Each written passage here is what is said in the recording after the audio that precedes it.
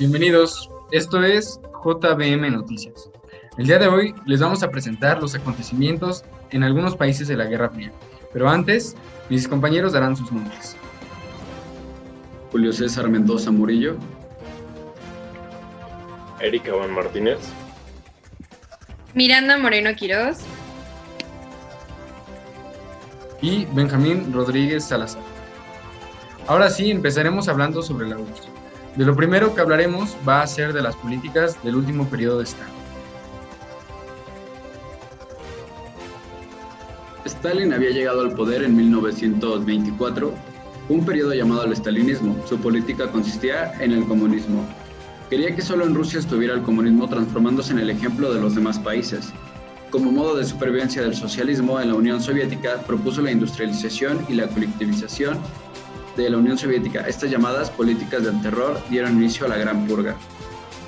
Él reprimía, había encarcelamientos y ejecuciones desmedidas, y en sus últimos años sufrió la paranoia y aumentó más las represiones por miedo a que lo mataran. Finalmente murió y dejó el poder en 1953. Ahora Miranda hablará de Nikita Khrushchev y del enfrentamiento que tuvo con China, la crisis de los misiles, además de la política de apertura.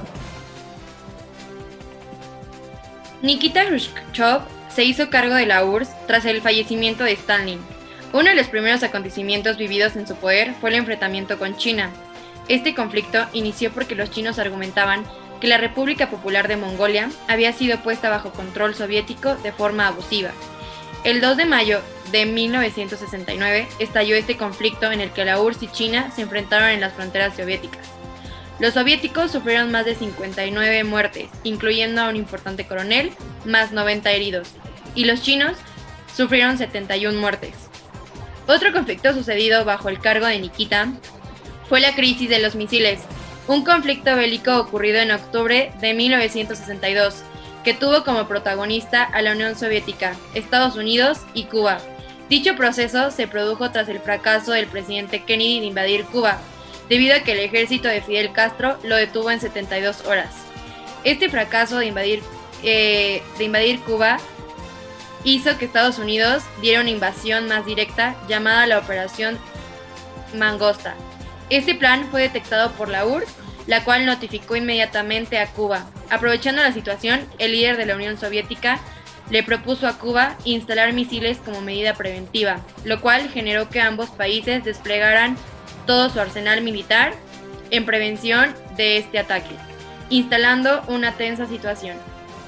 Para finalizar, la Unión Soviética y Cuba lograron derribar un avión espía de Estados Unidos, y de esta manera es que finalizó la crisis de los misiles. Aún así, durante el gobierno de Nikita Khrushchev, se estableció la política de apertura llamada desestalinización. La desestalinización fue un conjunto de medidas tomadas en la Unión Soviética. Comenzó en 1953 tras la muerte de Stalin, pero no fue oficial hasta 1953 tras el informe secreto de Nikita Khrushchev y se caracterizó por una renovación del régimen y del Partido Comunista de la Unión Soviética, así por provocar las primeras crisis internas en el movimiento comunista. A continuación, Benjamín hablará de Leonid Brezhnev y de la distensión con Estados Unidos, además de la guerra de Afganistán. Muchas gracias, Miranda.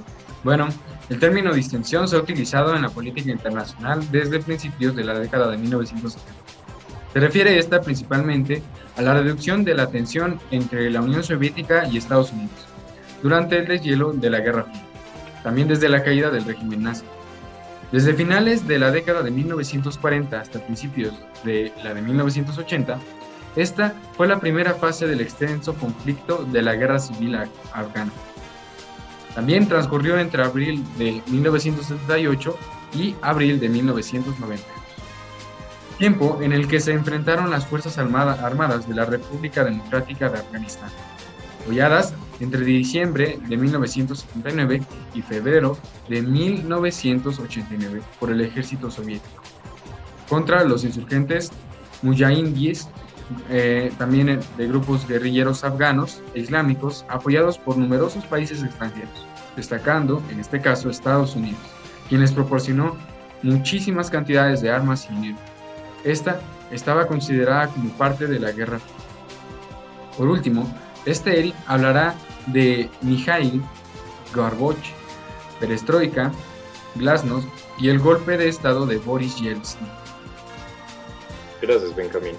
Primero empezaré contando sobre los breves años del gobierno de Andropov y Chernenko, que no consiguieron sacar a la URSS de una corrupción, de un estancamiento. Desde 1985, con la llegada del poder de Mikhail Gorbachev, se inició un ambicioso programa de reformas que pretendían el desarrollo económico y democratización, y dos líneas de actuación denominadas glasnost, apertura y transparencia, y perestroika, restauración. Con estas reformas, Gorbachev cuestionaba los errores del estalinismo y revisaba toda la historia de la URSS. Continuaré hablando de la caída de la URSS.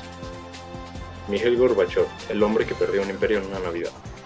El 21 de diciembre de 1991, el boletín de noticias de la televisión rusa abrió con un anuncio dramático. Buenas noches, la URSS dejó de existir. Unos días antes, líderes políticos de Rusia, Bielorrusia y Ucrania se habían reunido para disolver la Unión Soviética y conformar la Comunidad de Estados Independientes. 8 repúblicas habían decidido seguir su ejemplo y desafiar a Mikhail Gorbachev, pues el líder soviético todavía luchaba por mantener su unidad en un único estado. Todo esto no se pudo realizar por medios democráticos, así que se hizo un golpe de estado.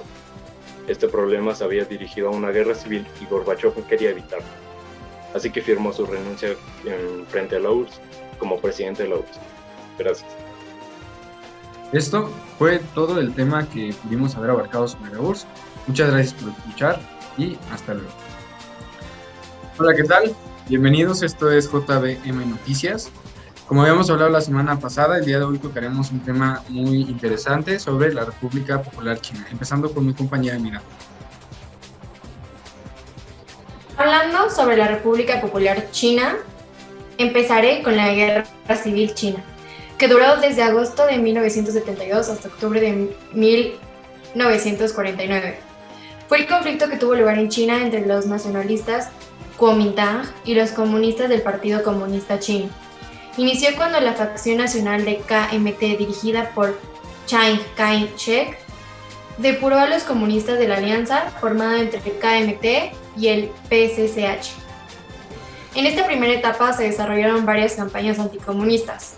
Entre la Guerra Civil China surgió la Segunda Guerra Sino-Japonesa, donde China luchó con el apoyo económico de la Unión Soviética y los Estados Unidos contra Japón, cuyo apoyo económico venía de la Alemania nazi. Inicialmente los japoneses lograron victorias importantes como Shanghái, y para finales de 1937 capturaron la capital china de Nankín, pero finalmente la victoria se la lleva China tras la rendición japonesa a los aliados. En la segunda etapa de la Guerra Civil China fue donde finalmente el PCCH alcanzó la victoria total, y el 1 de octubre de 1949 Mao Tse-tung pronuncia la proclamación de la República Popular China. China tuvo un fuerte enfrentamiento con la URSS llamada la ruptura chino-soviética. Comenzó a finales de la década de 1950. Las causas de la ruptura entre estas dos grandes potencias fue debido a los desintereses nacionales de ambos países y sobre todo al alejamiento sobre su interpretación del marxismo y el leninismo. Como resultado estuvo la ruptura de estas relaciones diplomáticas entre ambos estados y una fuerte rivalidad entre estas dos naciones por la hegemonía en los movimientos comunistas. Durante la Guerra Fría, China sufrió el gran salto adelante. Esta etapa fue la hambruna secreta de Mao Zedong. Este emprendió una serie de políticas económicas que generaron una de catástrofes humanitarias más fuertes del mundo, donde decenas de millones de seres humanos murieron de hambre.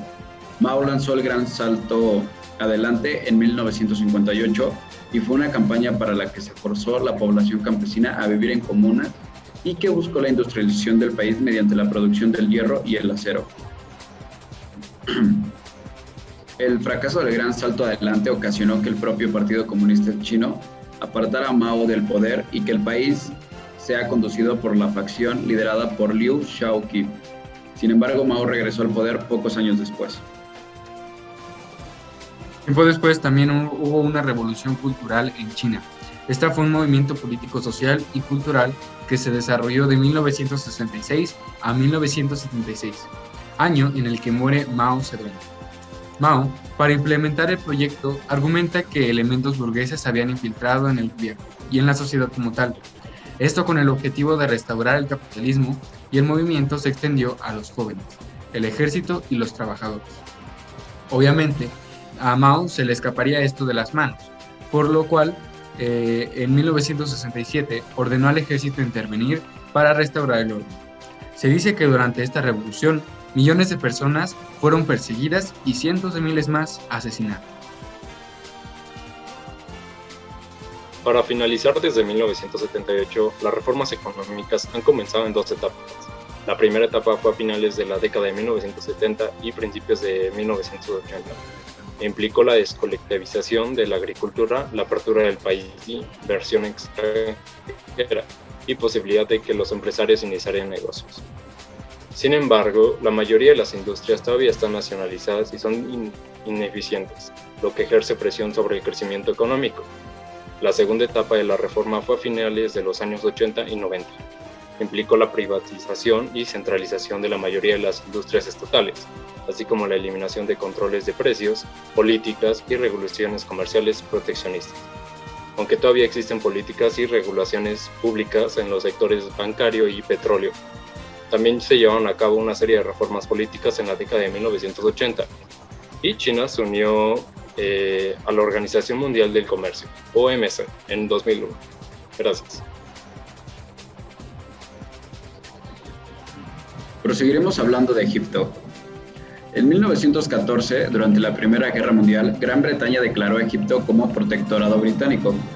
Los vinculados entre Egipto y Turquía se rompieron y Gran Bretaña prometió a Egipto algunos cambios que lo llevarían al autogobierno cuando terminara la guerra. Una vez que la guerra acabó, Egipto reclamó las promesas que Gran Bretaña había dicho, pero todo fue una mentira. Gran Bretaña rechazó las peticiones egipcias, por lo que Egipto persistió, donde después de mucho, en febrero de 1922, los británicos pusieron punto final al protectorado, declarando la independencia egipcia, o más una falsa independencia, ya que permitía a los británicos mantener un control constante sobre el país. El sultán Fuad se transformó en el rey y Egipto se convirtió en una monarquía constitucional. A continuación, los Hermanos Musulmanes era una organización integrista del mundo árabe y musulmán, nacida en 1928, fundada por un maestro de escuela llamado Hassan el-Banna, que trataba de potenciar el buen comportamiento entre sus miembros y desarrollar actividades de beneficencia con los más necesitados. Ganó cerca de 2 millones de personas en esta organización y se basaban en el Islam y lo veían como la mejor forma de liberarse de los británicos. Construyeron centros de salud, escuelas y mezquita, pero también hacían atentados contra los británicos. Los Hermanos Musulmanes también participaron en la guerra árabe-israelí en 1948, donde fueron derrotados y perderían a su líder. Gracias, Miranda. Bueno, el 23 de julio de 1952, el movimiento de oficiales libres, dirigido por el general Muhammad Naguib y Jamal Abdel Nasser, derrocó al rey faraón del poder, un monarca que se caracterizaba por el ambiente de corrupción que había creado él mismo. Después se adoptaron esquemas de una república socialista. Muhammad Naguib se convierte en el primer presidente y comandante en jefe de Egipto. En enero de 1954, la organización de los Hermanos Musulmanes fue prohibida, a pesar de la ayuda que le habían prestado a Nasser en 1952. Y en noviembre, el presidente Naguib fue expulsado y detenido. Tiempo después fue sustituido por Jamal Abdel Nasser como presidente. El 26 de julio de 1956, Nasser decidió nacionalizar el canal de Suez con el objetivo de facilitar la financiación y construcción de la presa de Dusán, ya que en Estados Unidos se habían negado y financiar la construcción de esto trajo descontentos a varios países, lo que traería como consecuencia la guerra del canal de Suez, donde Egipto se opone a la alianza de Gran Bretaña y Francia e Israel. La Guerra de los 6 días. El conflicto inicia cuando Egipto cierra los estrechos de Tirán, acción que desfavorece territorial, política y económicamente a Israel. Israel tenía como obligación ganar esta guerra, ya que estaba en juego la desaparición del Estado de Israel.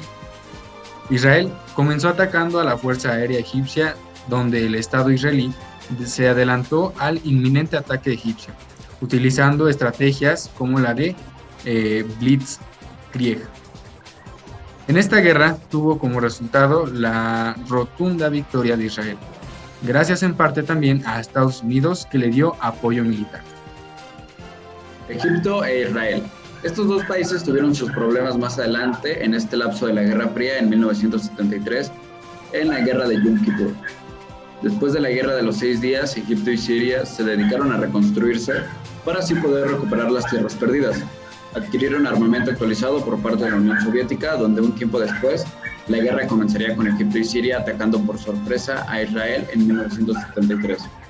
Tropas y artillería egipcia cruzaron por el Canal de Suez, atacando por el sur y Siria por el norte. Fueron 3 semanas de guerra hasta que las fuerzas de defensa de Israel superaron a Egipto y Siria, obligándolos a aceptar los acuerdos del cese de fuego y dando fin a la guerra de Yom Kippur. Después, estos dos países firmaron un tratado de paz en 1979. Esto fue todo sobre la República Popular China y Egipto. La próxima vez hablaremos sobre Líbano y Brasil. Muchas gracias. Retomando el tema de la Guerra Fría, el día de hoy hablaremos de Líbano y Brasil. Empezaremos con el contexto del Islam, chiitas versus sunitas versus judíos versus... El Islam es una religión monoteísta que surgió en la península arábiga a principios del siglo VII, cuando el profeta árabe Mahoma comenzó a predicar la obediencia de un único Dios. Quienes profesan el Islam son llamados musulmanes, palabra que significa sometidos a la voluntad de Alá. Los sectores sacaban provecho a la adoración de los dioses que veneraban a Kaaba. Se sintieron amenazados por la predica de Mahoma y lo hicieron condenar a muerte. Cuando Mahoma murió el 632, fue sucedido por los califas, quienes transformaron los jefes espirituales y temporales de todos los musulmanes. La toma del poder de los omeyas marcó un punto de inflexión en la historia del Islam, ya que los chiitas consideraban usurpadores y cambio reconocen a los descendientes de Alí como sucesores legítimos. A continuación, hablaremos de la independencia del Líbano y su influencia con el partido Baath. Hábilmente consciente de la situación creada, encontrando una salida política satisfactoria, en junio de 1943, cuando encomienda a la Cámara Legislativa del Líbano bajo su protectorado, organiza entre sus diputados cristianos y musulmanes unas elecciones para elegir su presidencia de la República, resultando electo el 21 de septiembre de 1943, el congresista Bacharach el-Khouri, cuya primera disposición como presidente Bacharach fue revisar y modificar la constitución imperante para adaptarla a los postulados de un gobierno democrático, independiente y soberano, dispuesto para la reacción del nacionalismo libanés. No se hace esperar. Si se trata de hacernos progresar, solo se puede partir de la autonomía para llegar a la independencia total, logrando en efecto la restitución de su presidente gobernante y un acuerdo de paz que garantice un régimen de gobierno preceptor de las libertades públicas y privadas, de los derechos fundamentales de la persona. Retomando también parte de lo que decía mi compañera Miranda, un 22 de noviembre del año 1943, se firma oficialmente la proclama que declara la independencia del Líbano, que pone término al mandato francés, y de esta manera se inicia con una nueva etapa en esto.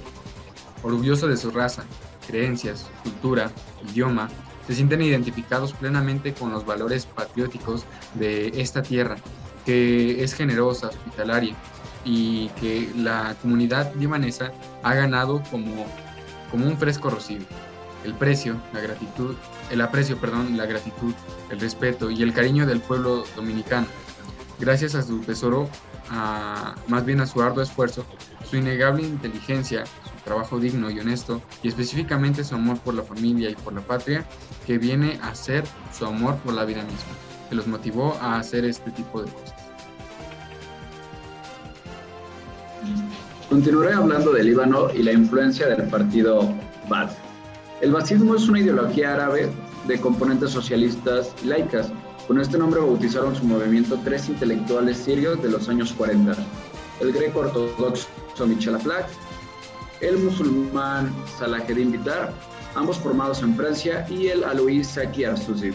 Decididos a revivir la herencia cultural árabe como base de la lucha contra las potencias coloniales europeas, en esta visión laica la unidad del idioma árabe iba a ser el nexo común que permitiría unir los pueblos desde Marruecos hasta Irak en una sola nación. Al no utilizar el Islam como bandera común, se evitaba estigmatizar a las minorías cristianas, judías, árabes. A finales de los años 70, Saddam convirtió el partido en una herramienta de poder y lo utilizó para ejercer un control cada vez más autoritario sobre el Estado. Afiliarse al partido cada vez más autoritario se convirtió en un paso casi obligatorio para acceder a promociones laborales o ventajas materiales. Durante la Guerra del Golfo en 1991, el régimen iraquí inició un acercamiento de los líderes religiosos islámicos y renunció a algunos de los principios laicos del Baath. Ya por último, terminaremos hablando de la formación de Hezbollah y la influencia de Irán. Dentro de estas milicias surgió Hezbollah, un movimiento de resistencia efectivo, gracias a la influencia hegemónica de una religión que tenía un proyecto revolucionario para instaurar un régimen islámico. Como respuesta a la supresión política de comunidad chiita, para analizar el proceso social mediante el cual marginó la política de los chiitas. Posteriormente, como la fue gestando la agencia de la comunidad por el clero musulmán, se usará como marco teórico el constructivismo.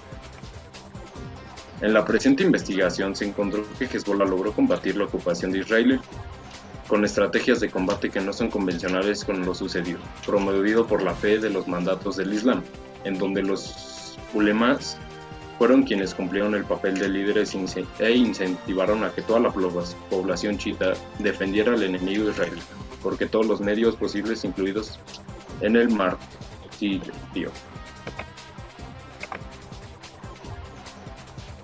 A continuación hablaremos de Brasil, empezando con la presidencia de João Goulart y el golpe de Estado en 1964. João Goulart había llegado a la presidencia en 1960. Tenía una política de justa distribución de los servicios y recursos para el pueblo, así como la nacionalización de la industria petrolera y la reforma agraria que reorganizaría el territorio. Este tipo de acciones fueron mal vistas por países como Estados Unidos, ya que levantaba sospechas de que Brasil fuese un país comunista. Las grandes élites y Estados Unidos encaminaron tropas a un golpe de Estado. La fecha en que se llevó a cabo fue en 1964. Después de unos meses de leer un informe titulado Plan de Contingencia para Brasil, sucedió el golpe de Estado, en donde el Congreso no tuvo de otra que quitar a Goulart de la presidencia y exiliarlo junto con su familia.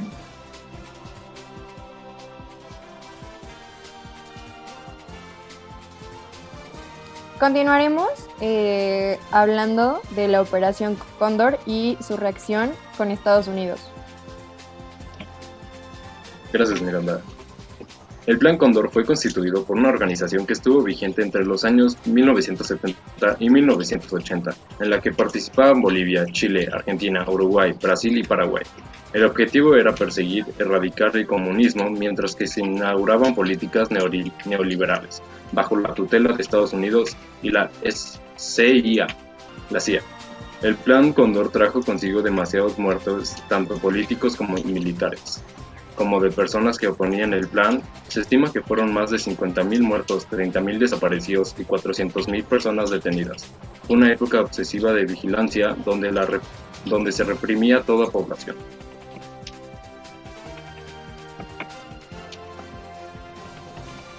Vamos con nuestro último punto de Brasil, que es la democratización que sucedió en 1985. Gracias. Bueno, una tragedia. La muerte de un presidente electo, esta inició en 1985, el ciclo político que debería terminar en las elecciones de octubre en Brasil. con el poder en manos del mismo partido como campeón de la democracia al principio y corrupción al final. Eso era lo que habían visto. El Partido del Movimiento Democrático Brasileño, o PMDB, de centro, gobernó Brasil de 1985 a 1990, encabezando la democratización tras la dictadura militar instaurada en 1964. Y lo hace nuevamente ahora con el presidente Michel Temer, mientras varios de sus líderes están desacreditados por denuncias de corrupción. Pero el próximo poder ejecutivo y legislativo nacional y las elecciones en los 27 estados de Brasil a menudo interrumpían el poder del partido, con bases esparcidas por todo el país. Su prosperidad comenzó en 1985, cuando Tancredo Neves, el líder de su expresión militar política y negociación, fue elegido por la Asamblea Legislativa como presidente del país en enero. Pero en vísperas de su pronta posesión, el 15 de marzo, fue hospitalizado por una obstrucción intestinal. Se sometió a 7 operaciones, experimentó 37 días de dolor y conmocionó a todo el país. Después fue reemplazado por el vicepresidente electo José Sarney, un político militar que se unió al PMDB para formular el plan presidencial, lo que empañó las esperanzas de una transición democrática transformadora. Agradecemos su atención que usted le brindó a este noticiero. Esto es todo por la parte de JBM. Gracias.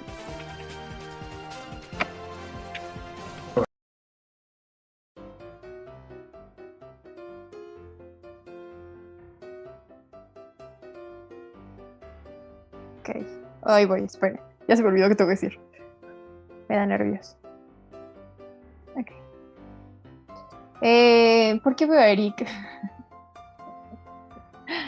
Bueno, ya 1, 2, 3. Bienvenidos a JBME. Los presentadores del día de hoy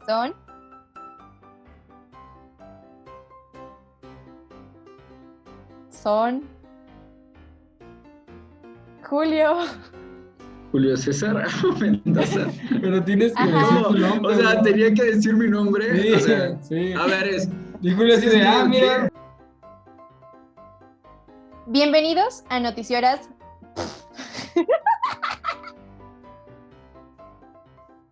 Hola, ¿qué tal? Mi nombre... Ay, qué menso, ¿no? Bienvenidos, esto es JBM Noticias. El día de hoy les vamos a presentar los acontecimientos en algunos países de la Guerra Fría. Pidos. Es que se me cayó el celular. Y se empezó a reír. Bienvenidos, esto es JBM Noticias. El día de hoy les vamos a presentar los acontecimientos en algunos países de la Guerra Fría. A continuación, mis compañeros se presentarán. Julio César Mendoza Murillo. Erika Van Martínez. Miranda Moreno Quirós. Y Benjamín Rodríguez Salazar. Empezaremos hablando sobre la URSS. De lo primero que hablaremos va a ser de las políticas del último periodo de Stalin. A continuación, mi compañero va a explicar ese tema. Stalin había llegado al poder. ¿Qué pasó? Mande.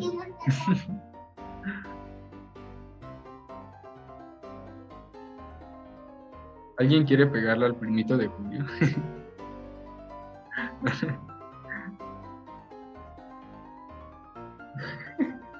Bro, está bien.